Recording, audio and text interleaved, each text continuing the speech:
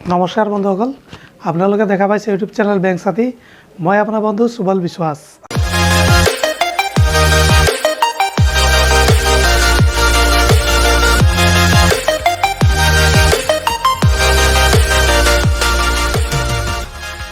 আজি আমি কথা পাতিম মাছৰুমৰ যি PDF ফ্ৰী ডাউনলোড কৰিবলৈ অসমৰ যি ৱেবছাইট আছে সেই ৱেবছাইটৰ বিষয়েহে আমি কথা পাতিম আজি। তো বন্ধুসকল, এজনে কমেণ্ট কৰিছিল যে অসমীয়া কিতাপ পায়নে নাই, গতিকে আমি সেই বিষয়ে আজি কথা পাতিম যে আমাৰ যিটো ৱেবছাইট আছে গভৰ্ণমেণ্টৰ, সেই ৱেবছাইটত গৈ আমি চাম যে তাত কেনেকৈ মাছৰুমৰ ডিটেইল কিতাপ বা PDF আমি পাব পাৰোঁ। গতিকে বন্ধুসকল, আজি আমি কথা পাতিম সেই বিষয়ে যে মাছৰুম খেতিৰ হাত পুথি। মাছৰুম খেতিৰ কাৰণে হাত পুথি যদি নাথাকে বা আপোনাৰ লগত যদি ডকুমেণ্ট নাথাকে, তেতিয়াহ'লে মাছৰুম খেতিৰ কাৰণে বহুত অসুবিধা হয়। কেনেকৈ আপুনি 1 by 1 আপুনি ইমপ্লিমেণ্ট কৰিব, আপুনি খেতিটো আৰম্ভ কৰিব, আৰু খেতিৰ যিটো নলেজ, সেই নলেজৰ কাৰণে বহুত ধৰণৰ তথ্য পাতি, যেনেকৈ মাছৰুমৰ নিউট্ৰিশ্যনেল ভেলু, মাছৰুম কেনেকৈ খেতি কৰিব লাগে, মাছৰুমৰ মাৰ্কেটিং কেনেকৈ কৰিব, মাৰ্কেটিঙত কি অসুবিধা আছে, গোটেই ৱৰ্ল্ডত মাছৰুমৰ কিমান চাহিদা আছে, এই গোটেইবোৰ তথ্য যদি আপুনি জানে তেতিয়া আপুনি বেলেগক জনাব পাৰিব। বা আপুনি যদি এজ এ মাছৰুম ট্ৰেইনাৰ আৰু আপুনি শিকাব বিচাৰিছে, তেতিয়াহ'লে এই তথ্যবিলাক বহুতেই জৰুৰী, যে আপোনাৰ দৰকাৰ হ'ব এই গোটেইখিনি তথ্য। এজন আৰ্মি যদি যুদ্ধ কৰিব যায় আৰু তেওঁৰ লগত যদি বন্দুকেই নাথাকে, তেতিয়াহ'লে তেওঁ যুদ্ধ কৰিব পাৰিবনে? নোৱাৰে। ঠিক তেনেকৈ আমাৰ লগতো আমাৰ হাতিয়াৰ বা আমাৰ যিটো অস্ত্ৰ শস্ত্ৰ, সেইটো লগত থাকিব লাগিব। এই অস্ত্ৰ শস্ত্ৰবোৰ অসম চৰকাৰৰ ফালৰ পৰা দিয়া আছে, সেই বিষয়েহে আমি জানিম যে এইবিলাক ক'ত দিয়া আছে, কেনেকৈ আমি ডাউনলোড কৰিম, আৰু কেনেকৈ এইবিলাক বা জ্ঞান বৃদ্ধি কৰিবৰ কাৰণে আমি এইবিলাক কেনেকৈ ইউজ কৰিম। হয় বন্ধুসকল, আমি এতিয়া আপোনালোকক লৈ যাম মোৰ লেপটপৰ স্ক্ৰীনলৈ। তাত গৈ পেলাই মই দেখুৱাম যে আপোনাক কেনেকৈ এই PDF ডাউনলোড কৰিব লাগে, তাত কি ফেচিলিটি আছে আৰু কি কথা তাত দিয়া আছে। গতিকে বলক বন্ধুসকল, যিকোনো ব্ৰাউজাৰত গৈ আমি টাইপ কৰিম www.assam.gov.in assam.gov.in। ইয়াত টাইপ কৰাৰ পিছত আমি ইয়াত ক্লিক কৰিম। ক্লিক কৰাৰ পিছত আসাম ষ্টেট পৰ্টেল যিটো আছে তাত হোম ক্লিক কৰিম। আসাম ষ্টেট পৰ্টেল এয়া খোল খাইছে। ইয়াত আমি বিজনেছত ক্লিক কৰিম। বিজনেছত ক্লিক কৰাৰ পিছত আমি ইয়াত আহি পেলাই হৰ্টিকালচাৰত ক্লিক কৰিম। মাছৰুমটো হৰ্টিকালচাৰতে পৰে। এই হৰ্টিকালচাৰৰ ভিতৰত যিখিনি আছে, ফ্ৰুটছ আছে, স্পাইচিছ আছে, ফ্লৰিকালচাৰ আছে, পটেটো আছে, তাৰ ভিতৰত মাছৰুমো আছে। ইয়াতে মাছৰুম স্পন প্ৰডাকশ্যন লেবৰেটৰীত আমি ক্লিক কৰিলোঁ।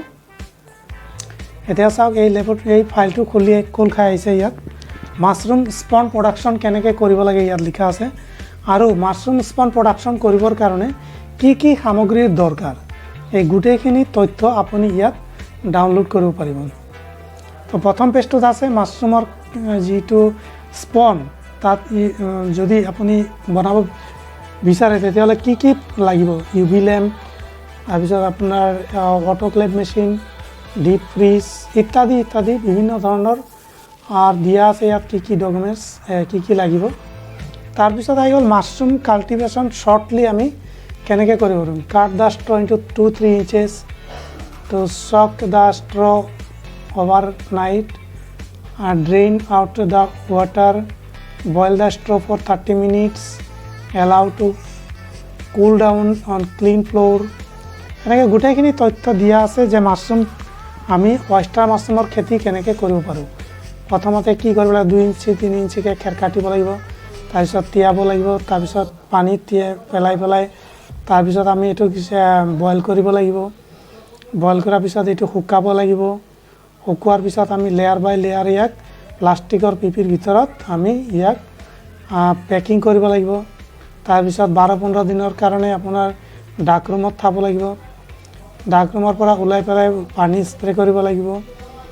12-15 দিনৰ ভিতৰতে মাইচেলিয়ামটো গ্ৰ' হৈ যাব, আৰু বেগৰ ভিতৰত মাইচেলিয়াম গ্ৰ' হোৱা আপোনালোকে দেখা পাব। তাৰপিছত ইয়াক হেং কৰিব লাগিব ৰেকত বা প্লাষ্টিকত। হেং কৰাৰ পিছত এইবিলাক 5-6 দিনৰ ভিতৰত মাছৰুম ওলোৱা দেখা পাব। 7 পৰা 10 দিনৰ ভিতৰত নেক্সট ক্ৰপিংটো আহিব।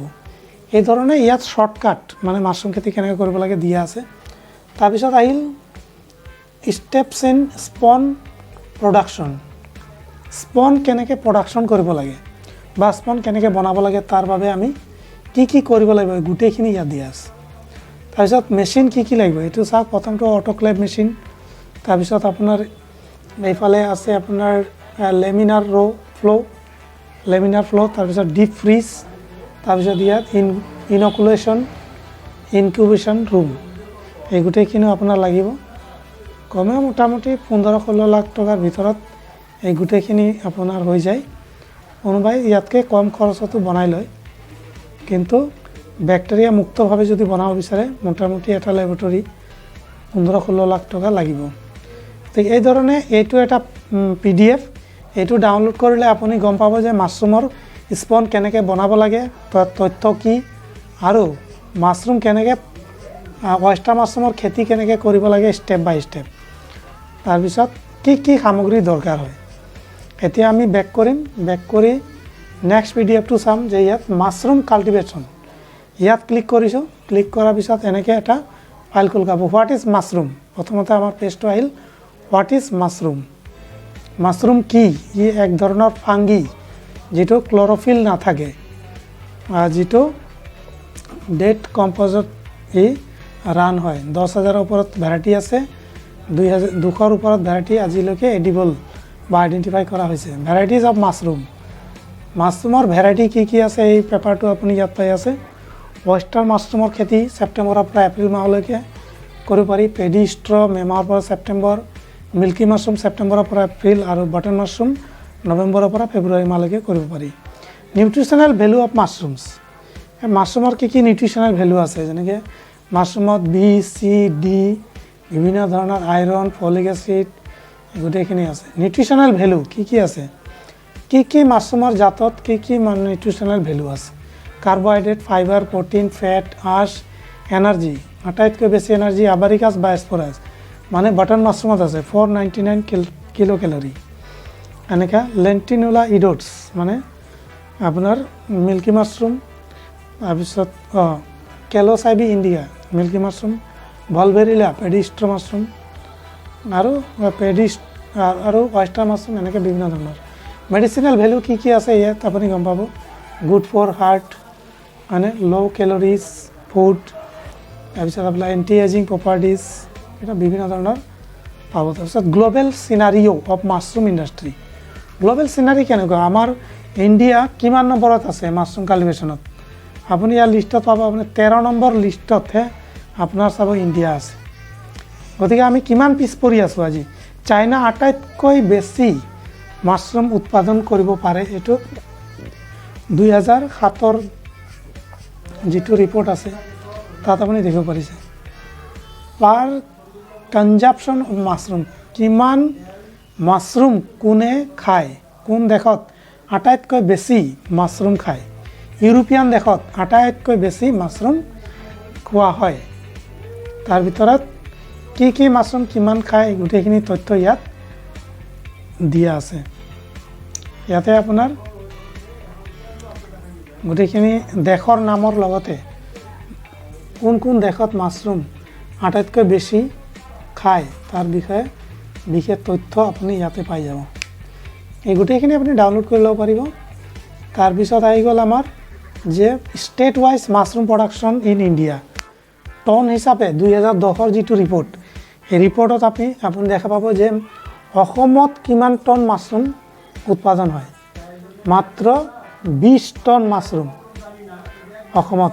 অন্ধ্ৰপ্ৰদেশত 2000 টন, তাৰপিছত আপোনাৰ হিমাচল প্ৰদেশত 5000 টন, হাৰিয়ানাত 7000 টন, তাৰপিছত আছে পাঞ্জাৱত আটাইতকৈ বেছি 56,000 টনছ এনেকৈ মাছৰুম উৎপাদন হয়।